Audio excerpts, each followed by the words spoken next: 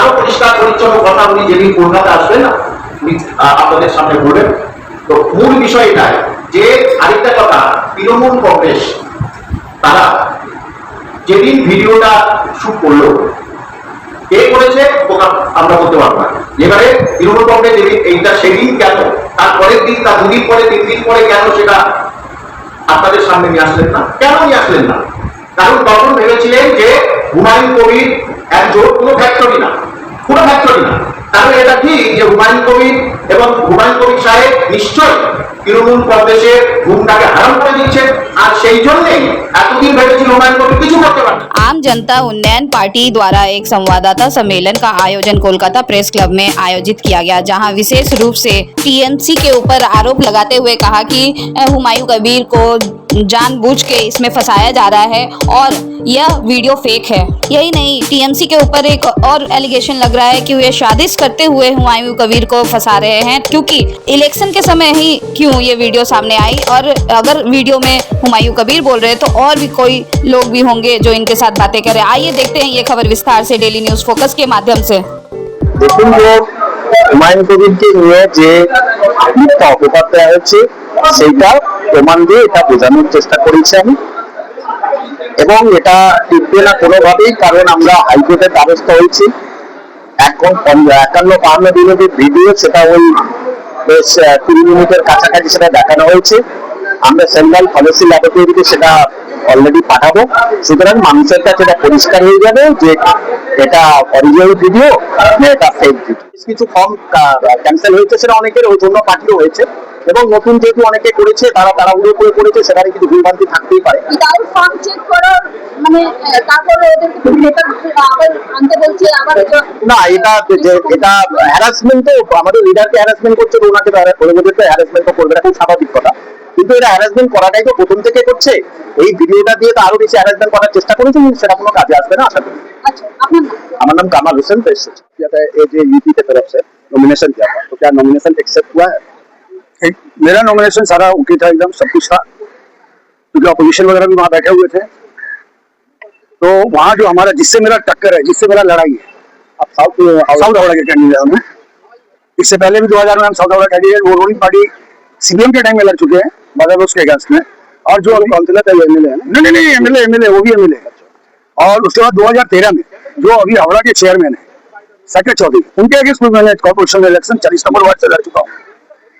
तो चूंकि अभी वो उसके मतलब ये है आपको चीफ इलेक्शन एजेंट है जो नीता चौधरी, उनको चीफ इलेक्शन एजेंट है।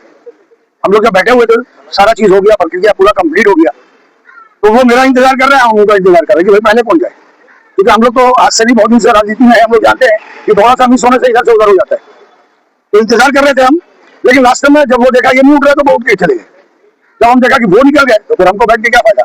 लेकिन वहां पे 3 ऑलरेडी उनका डैमी कैंडिडेट बैठा हुआ है, वो उनके साथ संपर्क। रिजल्ट क्या निकला? रिजल्ट हो गया। रिजल्ट वजह क्या बताएगा? वजह कुछ नहीं बता, अभी हमने फिर दूसरे दिन ऑब्जर्वर को डायरेक्ट एक लेटर लिखा है कि भाई मेरा सब कुछ ठीक था उसके, तो उन्होंने कहा कि आप हमको एक लेटर इशू कीजिए, हम देखते हैं क्या होगा। क्या 13 तारीख को लास्ट आपका डेट है विड्रॉ का, इस बीच में अगर कुछ होता है तो उन्होंने एक शर्त रखा कि अगर बाईजी में अगर कोई आता है किसी तरह का ये, तो आपको 5 प्रपोजल रखना पड़ेगा।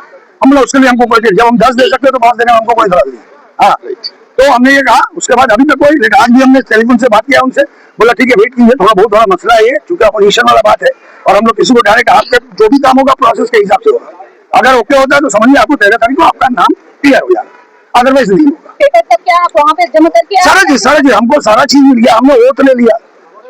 लेकिन हुमायूं कबीर का जो एक पिक्चर आया है, एक वीडियो आया है, उससे तो पूरा खेल ही उल्टा हो गया है। क्या लग रहा है आपको? जाहिर सी बात है, कहाँ तक जाएगा? जाहिर सी बात है, देखिए ये सब चीज जो है माइनर है, हम भी तो राजनीति करते हैं, हम न्यूज देखते हैं, बहुत सारा बात है ना, हम इसलिए हम बता रहे हैं आपको कि हमने ये इसका जो मतलब क्या बोलते हैं उसको, जो इसको मतलब हेराफेरी करता है, उसके रिपोर्ट में उन्होंने ये कहा है कि ये फेक वीडियो है, इसलिए कि जो वीडियो 51 मिनट का है उसको 19 मिनट में दिखाया जा रहा है। अच्छा ठीक है, चलिए मान लिया कि अगर वो फेक नहीं है, ओरिजिनल है, तो ओरिजिनल में सिर्फ हुमायूं को ही बात कर रहे हैं, और भी तो आदमी का आवाज आ रहा है, तो उनका भी क्यों नहीं आ रहा है जो सुबह हुमायूं कबीर का आ रहा है? ये राजनीति का खेल है, और इससे पहले इसमें बहुत हो चुका है। टाइमिंग का 1 घंटे का वीडियो है, तो आपने अगर उसका वीडियो का स्टार्टिंग का टाइम नोट कर लीजिए, और कोई आदमी उसका एंड का टाइम भी नोट कर लीजिए, उसमें जो टाइमिंग देखा गया है उसी से पता चल जाता है। और आप जो बोल रहे इस्तेमाल, बंगाल में मुस्लिम कम्युनिटी को इस्तेमाल करना शुरू किया है लेफ्ट ने शुरू किया। उसके बाद ममता बनर्जी ने तो सभी मतलब क्या है कि हद को पार कर दी।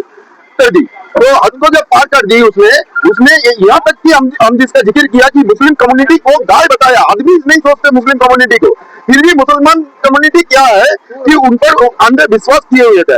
आज देखिए, आज आप कोई बात करते कि सत्तर कमेटी का रिपोर्ट का क्या हुआ, क्या वो कारपेट का नीचे चला गया। ममता बनर्जी पार्लियामेंट इतना पार्लियामेंटेरियन है, कितना बार सत्तर कमेटी का रिपोर्ट का जिक्र किया, और आप बोलते हैं हमको कम्युनल। और दूसरे पार्टी को देखिए, यहाँ भाजपा में अब कितना मुस्लिम प्रत्याशी है। मैं एक खुद हिंदू हूँ, सनातनी हिंदू ब्राह्मण हूँ, स्वरूप चट्टोपाध्याय मेरा नाम है। मैं बियाला पश्चिम से इस पार्टी का कैंडिडेट उम्मीदवार हूँ।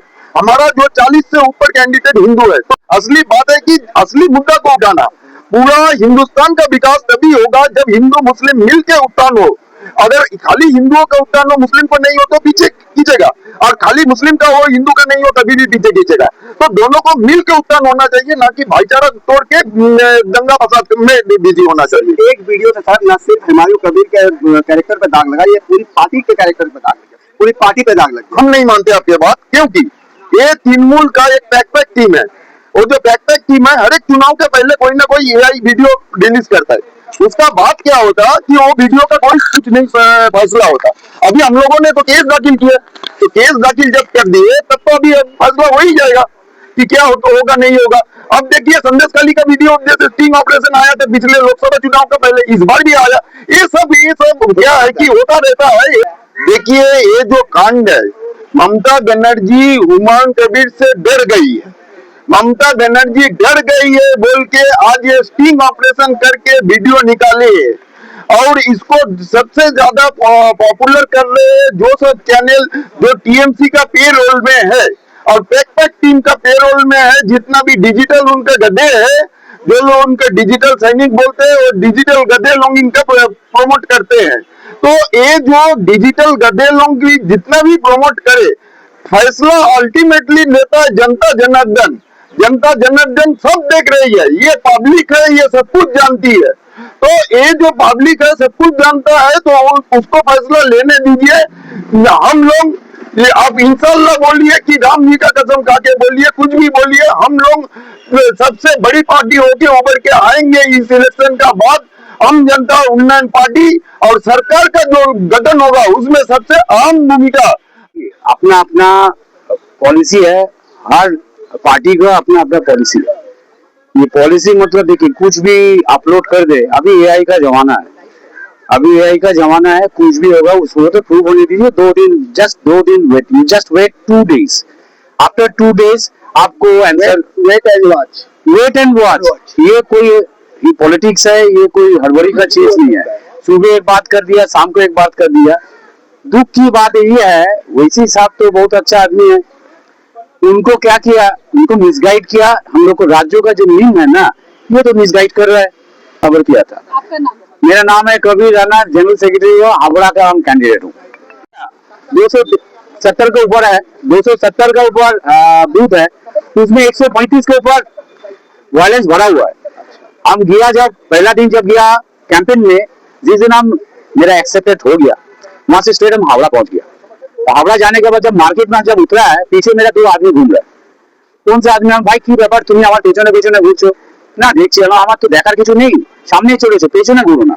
আর আমি কিন্তু এখানে প্রচার করব, আমার যেন কোনো ডিস্টার্ब ना हो। उस टाइम तुरंत हम फोन किया था पुलिस को, एसपी को भी हम एक मेल किया है, डीएम को भी, सीसी को धमकी मिली है कुछ इस तरह? धमकी का बात नहीं, हम डरने वाला आदमी नहीं है। कोई धमकी मिली है? धमकी मतलब नहीं, पीछे दूर से देख रहा है, झांक रहा है, औरत का तरह काम नहीं कर रहे। हम सोच रहा था हमको कोई सेट फेट करे, कुछ हमको खरीदारी करे। अच्छा, या नहीं बोल के कुछ नहीं होता। पहले ममता बनर्जी बीजेपी का साथ, सियासत में कुछ नहीं होता। सियासत में ममता बनर्जी कांग्रेस को तोड़ कर आई है, फिर कांग्रेस का साथ अलायंस किए, फिर ममता बनर्जी बीजेपी को यहाँ लाई है, फिर बीजेपी को छोड़ दिया, फिर कांग्रेस का साथ गया। लेफ्टिस्ट पार्टी एसयूसीआई का साथ भी ममता बनर्जी रह चुकी है। सबसे ज्यादा अगर पलटवार कोई किया है बंगाल पॉलिटिक्स में, वो है ममता बनर्जी। अब इसका दोनों गवर्नमेंट, यूपीए और एनडीए दोनों गवर्नमेंट में ममता बनर्जी रेल मिनिस्टर रह चुकी है। तो ये एक बड़ी बात है कि ममता बनर्जी जैसी पलटी मारती है वो तो कोई दूसरे का रिकॉर्ड जो बोला जाता है तो वो तो टूट चुका है। नीतीश कुमार का रिकॉर्ड भी वो तोड़ चुके हैं। तो इसका लिए बंगाल में क्या चल रहा है, मैं एक बात आपको जस्ट एक वर्ड में बोल दे रहे, बीजे मूल मतलब बीजेपी और तीनों मूल ये दोनों मिला हुआ है। नहीं, दोनों भाई बहन है, जुड़वा भाई है। वो चाहते हैं कि यहाँ पर तृणमूल रह जाए बराबर और वहाँ पर बीजेपी रह जाए। आप बोलिए सीबीआई ईडी इतना इंक्वायरी, लास्ट मोमेंट में सब कुछ हो जाता, लास्ट मोमेंट में उसका केस गायब हो जाता, कोई रिजल्ट नहीं हो जाता। क्यों? क्योंकि अंदर से गठबंधन है, वो छट करके निकल जाएंगे, गंदगी जो है वो साफ हो जाएगा। ये वैसा मामला है कि जब वीडियो का आना कोई बड़ी बात तो है नहीं, क्या उसमें फैसला आ गया है कि ये गिल्टी हैं? अगर गिल्टी हैं तो बेशक लोग उनके खिलाफ हो जाएंगे और उन्होंने खुद कहा है कि वो राजनीति छोड़ देंगे अगर इसमें दोषी पाए जाते हैं। लेकिन किसी के इल्जाम लगा देने से तो कुछ नहीं होता।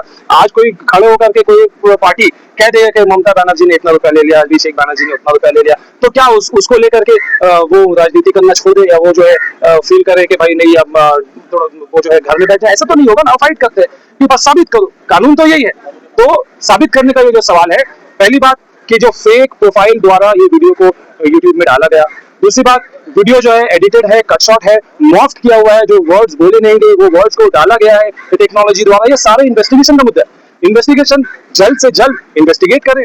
यदि तृणमूल सरकार जानती है, बिलीव करती है कि वो वीडियो सच है, तो वो इस वीडियो का जल्द से जल्द जो है इन्वेस्टिगेट करे।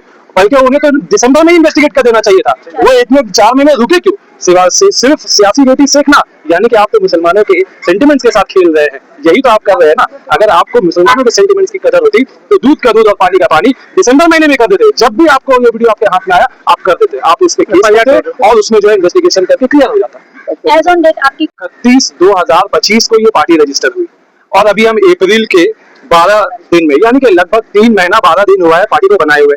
हाँ, उनका इरादा था कि भाई हम 180 में कैंडिडेट खड़ा करेंगे। अभी लगभग 130-35 लगभग ऐसे नॉमिनेशन फाइल हुए हैं।